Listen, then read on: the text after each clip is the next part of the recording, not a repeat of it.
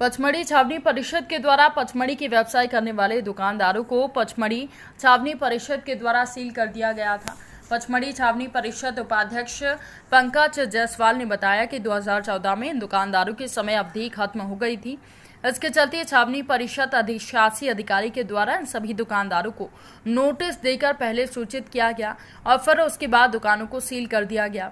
हम बात कर रहे हैं पचमढ़ी छावनी परिषद के द्वारा पचमढ़ी की कुछ दुकानों को जहां पर उनको सील किया गया था।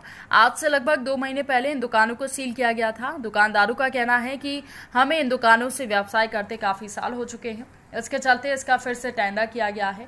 अगर छावनी परिषद अधिशासी अधिकारी दुकानों में कैंट बोर्ड के अंतर्गत अगर इन दुकानों का पैसा कुछ % बढ़ा दिया जाए तो दुकानदार देने को तैयार हैं। अगर ये दुकानें टेंडर के दौरान हमें नहीं मिल पाती हैं तो हम सब दुकानदार इतने समय से व्यवसाय कर रहे थे, हमारे घर की रोजी रोटी चल रही थी, अब हम बेघर हो जाएंगे। अब देखना होगा कि छावनी परिषद कैंट बोर्ड के द्वारा इन दुकानदारों के हित में क्या निर्णय लिया जाता है।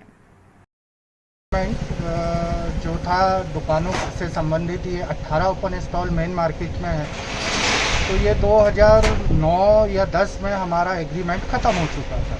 उसके बाद हम समस्त दुकानदारों ने कई बार कैंट सीईओ को अवगत कराए लेटर देके कि कृपया कर हमारा एग्रीमेंट बढ़ाए, आपका एक्ट जो कहता है हमारा एग्रीमेंट बढ़ा के अगर आपको ऐसा लगता है किराया कम है तो किराए में वृद्धि करते हुए पुनः हमें दुकान दी जाए। पर इस ओर किसी ने संज्ञान नहीं लिया। साल दर साल बीतते गए। जब अखिल बिहारी दास जी अपने कार्यकाल में आए, उन्होंने हमें नोटिस दिया कि आप इलीगल हो, तो हमने पुरानी चीज़ें सब उनको लेटर बताई कि इलीगल हम नहीं हैं, हम तो इतने बरसों से यहाँ पे व्यापार कर रहे हैं। और हमने अपनी तरफ से भरपूर कोशिश भी की है कि आपको लेटर के माध्यम से, एप्लीकेशन के माध्यम से कि इसको पुनः आप नीलाम ना करके जो यथावत दुकानदार हैं आप उन्हीं को ही दुकानदारें आवंटित करें। आपको ऐसा लगता है किराया कम है तो आप किराया भी बढ़ाते हुए, क्योंकि अगर कोई बेरोजगार हो जाएगा, कोई और दुकान ले लेगा तो देखिए ये तो फिर परंपरा आने वाले टाइम के लिए हमेशा के लिए ये बन। तभी कैंट बोर्ड कर क्या रहा है? कैंट बोर्ड ने तो नीलामी निकाल ली थी। नीलामी के बाद में जो दुकानदार हैं कईयों को दुकानें नहीं मिल पाई और कई दुकान से विफल हो गए। उसके बाद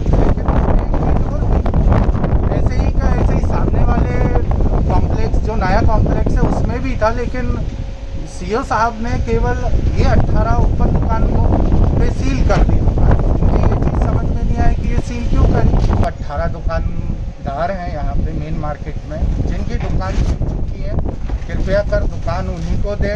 रोजी रोटी का संकट है, ये कोरोना महामारी किसी को भी नहीं बख्श रही।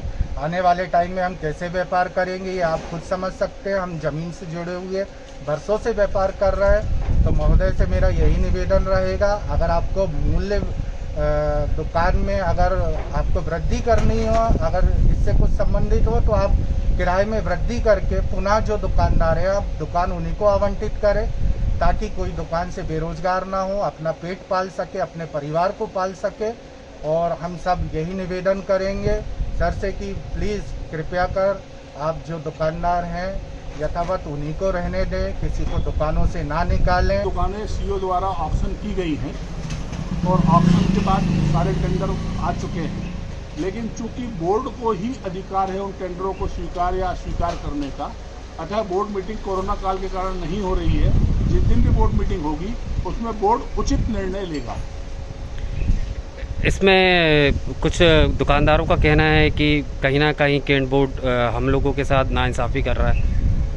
नहीं, 2014 में तत्कालीन सीईओ अजय कुमार द्वारा इनको एग्रीमेंट इनका दुकानों का समाप्त हो गया था और तत्संबंध में इनको एक पत्र दिया गया था सभी दुकानदारों को कि आपका चूंकि एग्रीमेंट समय सीमा समाप्त हो चुकी है, अतः आप दुकान खाली कर दें, नहीं तो आप अनाधिकृत ऑक्यूपायर के रूप में इस दुकानों में अपना दुकान चलाएंगे। हमारा कोई भी कार्रवाई गलत नहीं है। हाँ, इसका निर्णय बोर्ड को करना है, बोर्ड जो भी समझेगा उचित निर्णय करेगा।